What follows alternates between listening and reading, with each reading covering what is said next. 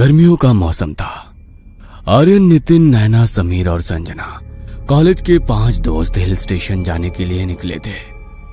आर्यन के पास अपनी गाड़ी थी, इसलिए हिल स्टेशन तक की बस ना लेकर उन्होंने गाड़ी में जाने का ही फैसला किया।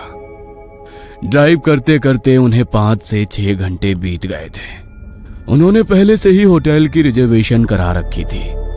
होटल अब लगभग 15 से 20 मिनट की दूरी पर था, लेकिन इससे पहले कि वो लोग होटल तक पहुंचते, उनकी गाड़ी अचानक बंद पड़ गई। अरे यार, इस बार फिर गाड़ी खराब हो गई। ये तो तेरा हर बार का ड्रामा हो गया आर्यन। कभी तो अपनी गाड़ी की सर्विसिंग करा लिया कर। अरे सर्विसिंग तो छोड़ो, लगता है इस कंजूस ने टैंक भी फुल नहीं करवाया था, इसी वजह से गाड़ी रुक गई। अरे चुप करो यार, अभी थोड़ी देर पहले ही तो पेट्रोल पंप पर टैंक फुल करवाया था। लगता है कुछ और खराबी हुई है। पता नहीं यहाँ पर हमें कोई मैकेनिक भी मिलेगा या नहीं। आसपास कोई है भी नहीं जिससे पूछ लें। आर्यन का तो इतना कहना था, तभी उससे सामने से गांव का ही एक आदमी आता दिखाई दिया। उसने गाड़ी का शीशा नीचे किया और उसे आवाज लगाते हुए कहा, अंकल जरा सुनिए तो। उस आदमी ने गंभीरता से उसकी तरफ देखा और तेजी से चलता हुआ उसके पास आया। अंकल, हमारी ना गाड़ी खराब हो गई है। क्या यहाँ आसपास कोई गैराज या मैकेनिक है जो हमारी गाड़ी ठीक कर दे? गाड़ी खराब नहीं हुई है तुम्हारी। वो सामने देखो, वो जो पेड़ है उसके सामने हाथ जोड़कर आओ और कहो कि हमें यहाँ से जाने दो। क्या? लगता है कि यहाँ पर नए आए हो, इसलिए पता नहीं कि यहाँ की पहरेदारी बेताल करता है। बेताल? वो क्या है? वो सब जानने की जरूरत नहीं है तुम्हें, और ना ही मेरे पास इतना समय है कि मैं तुम्हें सब कुछ समझाऊं। बस जाओ और जाकर उस पेड़ के नीचे हाथ जोड़कर वो कहो जो मैंने तुम्हें कहा है, तभी वो तुम्हें यहाँ से आगे बढ़ने देगा। मैं चलता हूँ। इतना कहकर वो गांव वाला तो वहां से चला गया। लेकिन उस गांव वाले की बात सुनकर वो सब के सब हैरान थे, क्योंकि उन्होंने अपनी लाइफ में पहली बार ऐसी कोई बात सुनी थी। ये क्या नॉनसेंस थी यार। नॉनसेंस वगैरह छोड़ो और जो उसने कहा है वैसा करो। क्या पता सच में ऐसा कुछ हो। हाँ यार, चलो चलते हैं। वैसे भी मैकेनिक तो यहाँ पर है नहीं, तो यही ट्राई कर लेते हैं। क्या पता सचमुच यहाँ पर कोई बेताल हो और उसे हम पर थोड़ा तरस आ जाए। शहर के लोगों को इन सब बातों पर भरोसा करना जरा मुश्किल होता है, लेकिन नैना और संजना के कहने पर सब गाड़ी से बाहर निकले और उस पेड़ के नीचे जाकर हाथ जोड़कर खड़े हो गए। हम सब यहाँ पर घूमने के लिए आए हैं, प्लीज आप हमें आगे जाने दो। नैना के साथ साथ बाकी सब ने भी ऐसा कहा। तभी अचानक से शांत वातावरण में कुछ हलचल सी हुई और उस पेड़ की एक एक पत्ती हवा से इतनी जोर से लहराई कि उसकी आवाज उन 5 के कानों में चुभने लगी। वो आकर अपनी गाड़ी में बैठ गए। तुम सबको क्या लगता है कि अभी गाड़ी स्टार्ट हो जाएगी? पता नहीं, जब भी किसी गांव में आओ तो क्या क्या फालतू की चीजें करनी पड़ती हैं। मैं ऑनलाइन कोई मैकेनिक सर्च करता हूँ। अरे पहले गाड़ी स्टार्ट तो करके देखो। अच्छा, जैसे तो गाड़ी स्टार्ट हो ही जाएगी। बेताल का मजाक उड़ाते हुए आर्यन गाड़ी स्टार्ट करने लगा और गाड़ी स्टार्ट हो गई। ये देखकर वो 5 के 5 हैरान रह गए। अरे ये तो सचमुच स्टार्ट हो गई। गांव की मान्यताएं और परंपरा कुछ भी बेफिजूल नहीं होता। खैर, ये सब तुम लोगों की समझ में नहीं आएगा। हाँ, क्योंकि ये सब तुझ जैसे गंवार की समझ में ही आ सकता है। आर्यन ने गाड़ी आगे बढ़ाई और थोड़ी देर में ही वो अपने होटल में पहुंच गए।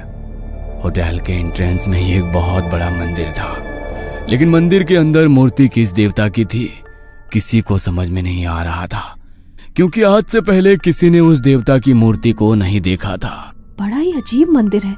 ना तो मंदिर के अंदर पूजा पाठ जैसी कोई चीज रखी है और ना ही कोई रोशनी है। बड़ा ही अजीब सा मंदिर है। आप इस मंदिर पर ज्यादा ध्यान मत दो, इससे जितना दूर रहो उतना आप लोगों के लिए अच्छा होगा। अरे क्यों खाली फोकट लड़कियों को डरा रहे हो? अरे कुछ नहीं है, चलो अपने अपने रूम में चलते हैं। बाकी सब तो उस मंदिर और गार्ड की बातों को इग्नोर करके अपने अपने रूम में चले गए, लेकिन सिक्योरिटी गार्ड की बातें सुनकर नितिन का मन बेचैन सा हो गया। नैना और संजना ने अपना अलग रूम लिया था और तीनों लड़के एक रूम में एक साथ रुके थे। पूरे दिन का ट्रैवल करके उन्हें होटल तक पहुंचते पहुंचते रात हो गई थी, इसलिए सब बहुत थक चुके थे। तो खाना खाते ही सो गए, लेकिन नितिन को नींद नहीं आ रही थी। वो अपने मन में कुछ बड़बड़ा रहा था। आखिर क्या था जिसे मैंने वहां पर देखा? मैं अच्छी तरह जानता हूँ कि वो मेरा भ्रम नहीं था। गांव की मान्यताएं और परंपरा कुछ भी बेफिजूल नहीं होता। खैर, ये सब तुम लोगों की समझ में नहीं आएगा। हाँ, क्योंकि ये सब तुझ जैसे गंवार की समझ में ही आ सकता है। इससे पहले कि नितिन आर्यन की बात का कोई जवाब देता, उसकी नजर गाड़ी के रियर मिरर पर पड़ी, जिसमें वो पेड़ बिल्कुल साफ दिखाई दे रहा था, जिसके सामने अभी वो लोग हाथ जोड़कर आए थे। लेकिन जब नितिन ने ध्यान से देखा तो एक 6-7 फीट का बड़ा भयानक दिखने वाला प्राणी, जैसे कोई राक्षस, उस पेड़ से उल्टा लटका हुआ था और उन लोगों को वहां से जाते हुए देख रहा था। ये देखकर नितिन का कलेजा उसके मुंह को निकल कर आ गया, लेकिन बाकी सब उसकी बात पर यकीन नहीं करेंगे, ये सोचकर उसने कुछ नहीं कहा और अपनी आंखें बंद करके चुपचाप बैठा रहा। होटल पहुंचकर ही उसने अपनी आंखें खोली और होटल पहुंचकर उसने उसी राक्षस जैसे प्राणी का मंदिर देखा तो वो और ज्यादा हैरान रह गया। इसलिए उसके मन में ये जानने की उत्सुकता हो रही थी कि आखिर वो क्या था और क्यों हर कोई उससे इतना डर रहा था। कुछ तो अजीब था वो, लेकिन क्या था समझ में नहीं आ रहा। क्या बोला था उस गांव वाले आदमी ने? लगता है कि यहाँ पर नए आए हो, इसलिए पता नहीं कि यहाँ की पहरेदारी बेताल करता है। हाँ, बेताल। लेकिन ये क्या है पता नहीं। इंटरनेट को सब कुछ पता है, देखता हूँ। नितिन ने इंटरनेट पर बेताल लिखकर उसके बारे में सर्च किया ताकि वो बेताल के बारे में जान सके और उस हिल स्टेशन और बेताल के बीच का क्या कनेक्शन है वो भी जान सके। ओह माय गॉड, हमारी किस्मत अच्छी है जो बचकर आ गए, वरना ये तो बहुत खतरनाक है। इंसानों को मारकर ये उनकी आत्माओं पर कब्जा कर लेता है। लेकिन अगर ऐसा है तो यहाँ पर इसका मंदिर क्यों बनाया गया है? बड़ी अजीब बात है। इसके पीछे कुछ ना कुछ कहानी तो जरूर है, पता करना पड़ेगा। न जाने नितिन को उस हिल स्टेशन के साथ बेताल से जुड़ी कहानी जानने की क्या उत्सुकता थी। वह आधी रात को उठकर फिर से नीचे गया तो गार्ड ने उसे रोकते हुए कहा, अरे ओ भैया, इतनी रात गए कहाँ जा रहे हो? लूटने का इरादा है क्या? पता है ना टूरिस्ट स्पॉट है और रात को कैसे कैसे लोग घूमते हैं यहाँ पर। मैं कहीं बाहर नहीं जा रहा, बल्कि आपसे ही मिलने आ रहा था। मुझसे मिलने? वो भी इतनी रात गए? मुझसे इतनी रात गए, ऐसा क्या काम पड़ गया तुम्हें? तुम उस बेताल के बारे में कुछ जानते हो क्या? मैंने अभी इंटरनेट पर सर्च किया तो देखा कि ये बहुत ही खतरनाक चीज है। तो फिर यहाँ पर इसका मंदिर क्यों बनाया गया? और वो पेड़ जिस पर बेताल रहता है, ये सब क्या कहानी है? कहानी नहीं है, सच है। और तुम्हें एक बार बोला ना कि इससे दूर रहो। एक बार में बात समझ में नहीं आता क्या? अगर एक बार ये तुम्हारे पीछे पड़ गया ना तो जान लेकर ही पीछा छोड़ेगा। यहाँ के देवता से श्राप मिला है बेताल को कि अगर किसी गांव वाले को नुकसान पहुंचाया तो नष्ट कर देंगे इसे। इसलिए यहाँ के लोगों को नुकसान नहीं पहुंचाता है, बल्कि रक्षा करता है। और इसी वजह से इसका मंदिर बनाया गया है यहाँ पर। लेकिन तुम यहाँ के नहीं हो, इसलिए तुम्हारा रक्षक नहीं, भक्षक बन जाएगा ये। दूर रहो इससे। अच्छा ठीक है ना, मैंने तो तुमसे बस इसकी कहानी पूछी थी। क्यों फालतू में डर रहे हो और मुझे भी डरा रहे हो? कहानी जान ली ना, अब तो जाओ और सुबह होने तक यहाँ वापस मत आना। गार्ड के बार बार बोलने पर नितिन वापस रूम में आ गया। लेकिन बेताल के बारे में जानकर अब तो उसे और ज्यादा नींद नहीं आ रही थी, इसलिए वो खिड़की पर जाकर खड़ा हो गया। खिड़की खोलते ही जैसे ही उसकी नजर बाहर पड़ी तो सामने ही बेताल का मंदिर था। उसने देखा कि एक लड़की अपने सर पर काला कपड़ा ओढ़े हुए आई। उसने बेताल के मंदिर में एक दिया जलाया और वहां एक मुर्गे की बलि चढ़ा दी। उसे समझ में नहीं आया कि वो लड़की आखिर ऐसा क्यों कर रही है। उसे तो पहले ही बेताल के बारे में जानने की ना जाने क्या उत्सुकता थी।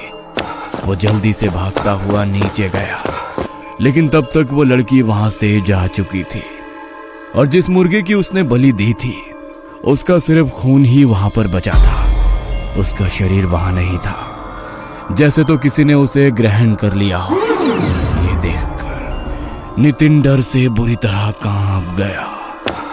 वो जल्दी से भागता हुआ अंदर आया और जल्दी से अपना लैपटॉप खोला उसने बेताल और उसे दी जाने वाली बलियों के बारे में सर्च करना शुरू किया तो उसे पता लगा कि बेताल एक ऐसी शक्ति है जो मानव की हर इच्छा को पूरी कर सकता है, लेकिन उसके लिए बेताल को प्रसन्न करना पड़ता है।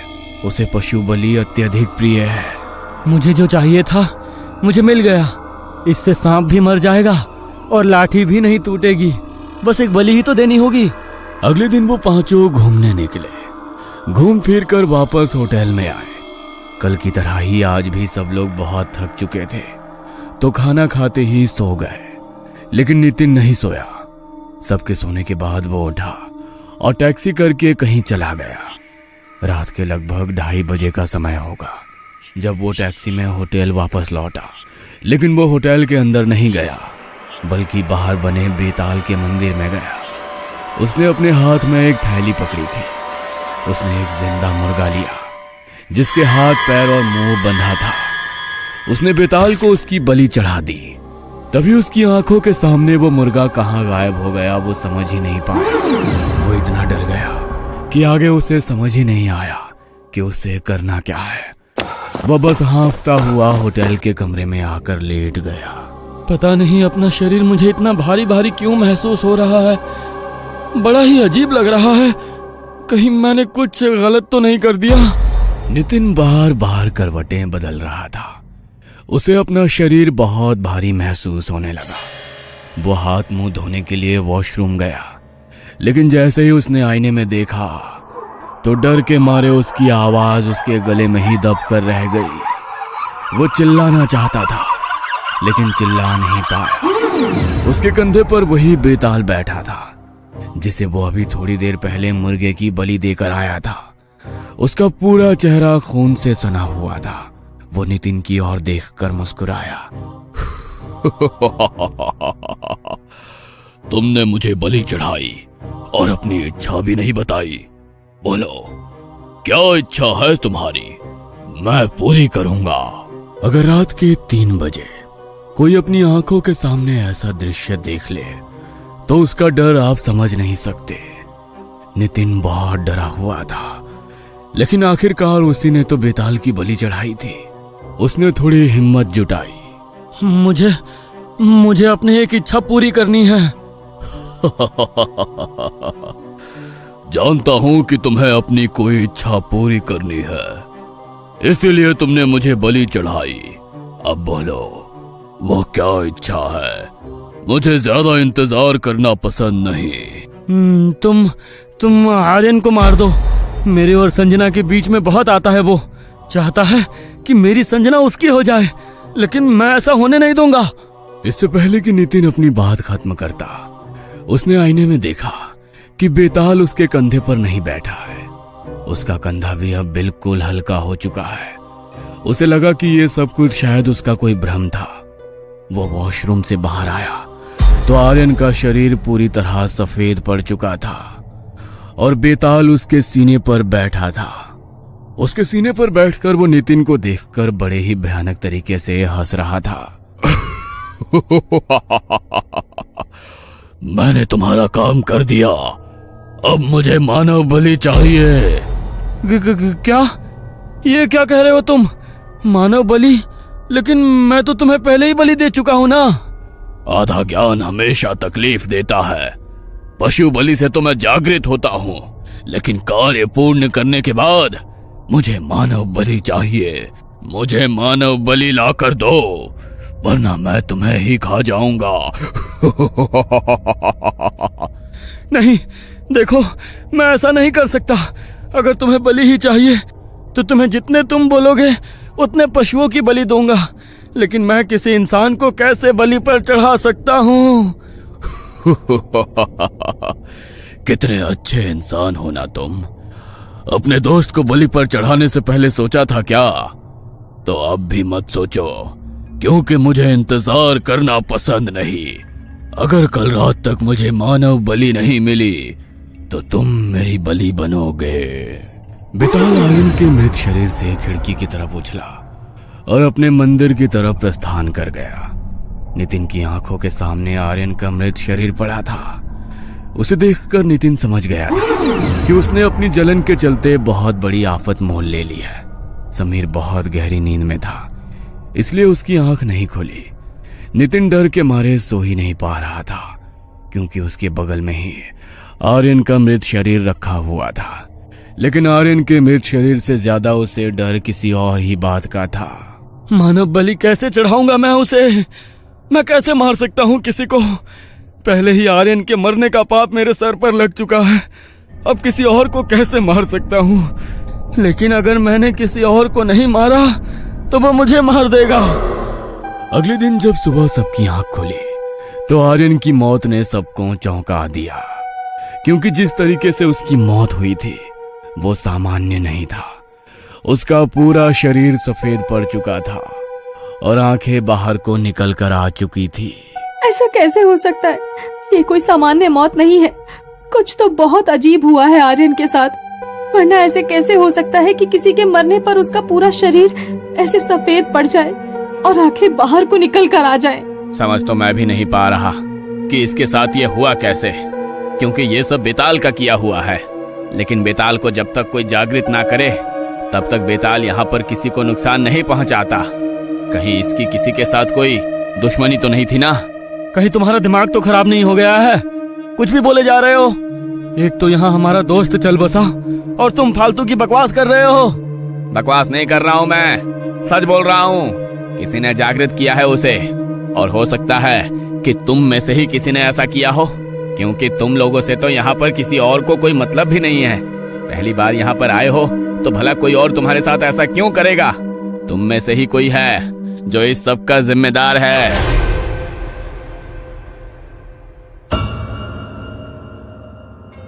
ये कहानी आपको अच्छी लगी हो तो हमें सब्सक्राइब करें, हमारा इंस्टाग्राम और फेसबुक पेज जरूर फॉलो करें। और हाँ दोस्तों, सब्सक्राइब करना भूलना मत।